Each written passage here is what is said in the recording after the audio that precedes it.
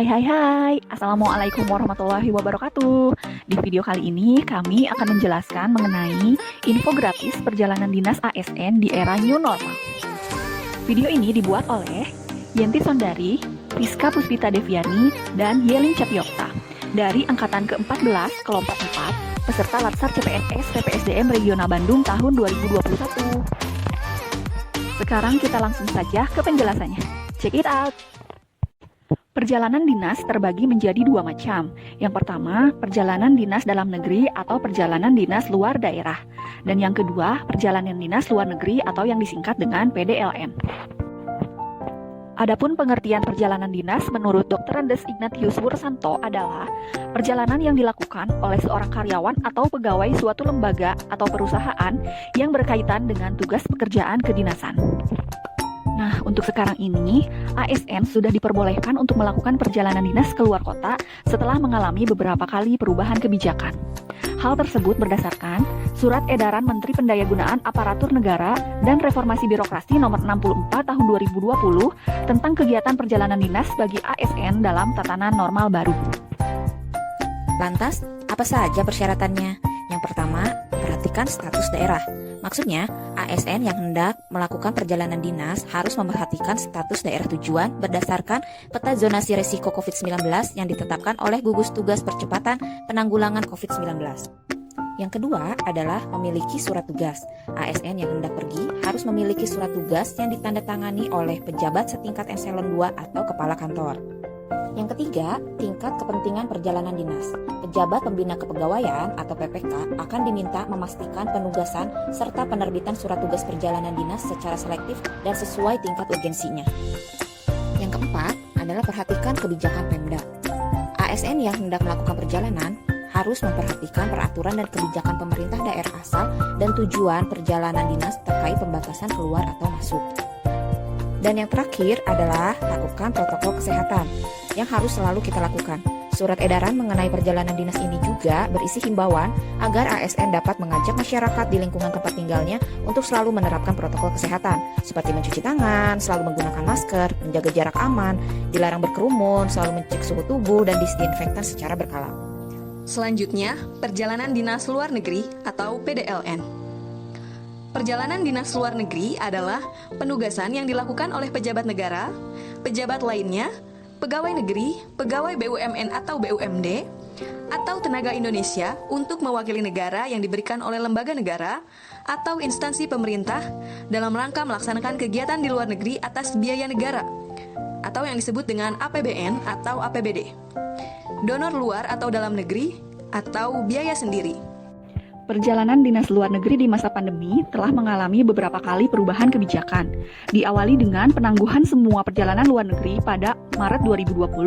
Selanjutnya, pembukaan kembali akses simpel pada tanggal 1 Desember 2020. Diperkuat dengan adanya Adendum Surat Edaran Satgas Penanganan COVID-19 Nomor 8 Tahun 2021 tentang protokol kesehatan perjalanan internasional pada masa pandemi coronavirus disease 2019. Disertai dengan adanya update atau koordinasi dengan kedutaan besar atau perwakilan negara setempat. Update kebijakan perjalanan dinas luar negeri atau PDLN. Yang pertama, perjalanan dinas luar negeri mempertimbangkan kondisi negara tujuan. Jika tidak diyakini untuk pergi atau tidak diyakini untuk melakukan perjalanan dinas, maka alternatif kegiatan dihadiri secara online. Selanjutnya, perjalanan dinas luar negeri dilaksanakan dengan mematuhi kebijakan nasional dan kebijakan negara tujuan terkait penanganan COVID-19. Selanjutnya, pelaksanaan perjalanan dinas luar negeri selama masa pandemi tetap memperhatikan urgensi kegiatan yang dilakukan dan kondisi serta kebijakan negara tujuan. Jadi dilihat seberapa pentingnya kegiatan tersebut, apakah wajib untuk dilakukan perjalanan dinas luar negeri atau tidak, sesuai dengan kondisi serta kebijakan negara.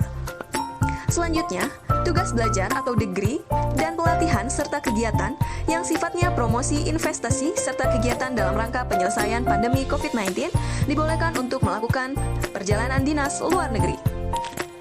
Instansi akan menanggung segala biaya yang timbul jika dalam pelaksanaan PDLN peserta terjangkit virus COVID-19 untuk melakukan karantina, pengobatan, penginapan, biaya hidup, dan pengeluaran lainnya, kecuali jika ada pernyataan bahwa hal tersebut menjadi tanggung jawab sponsor atau pengundang.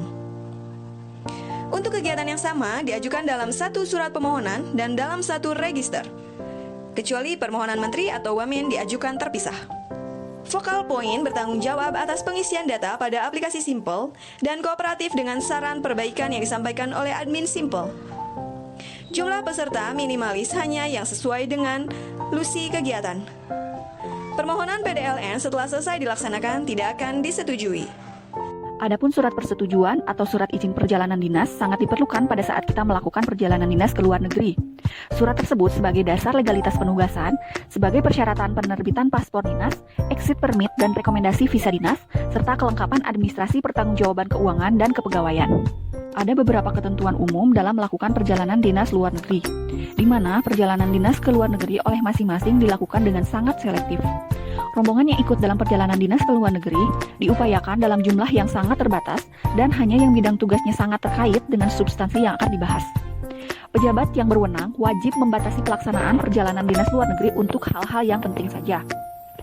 Permohonan izin dilakukan secara tertulis kepada Presiden dalam jangka waktu paling lambat 1 minggu sebelum rencana keberangkatan.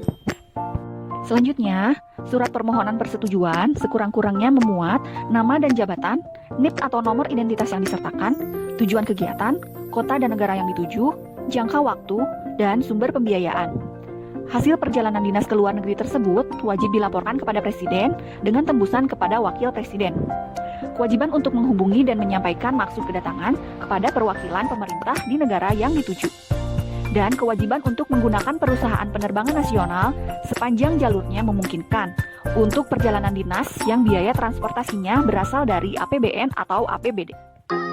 Demikian tadi penjelasan mengenai perjalanan dinas ASN di era new normal. Semoga apa yang telah kami jelaskan bisa bermanfaat untuk teman-teman semua. Wassalamualaikum warahmatullahi wabarakatuh.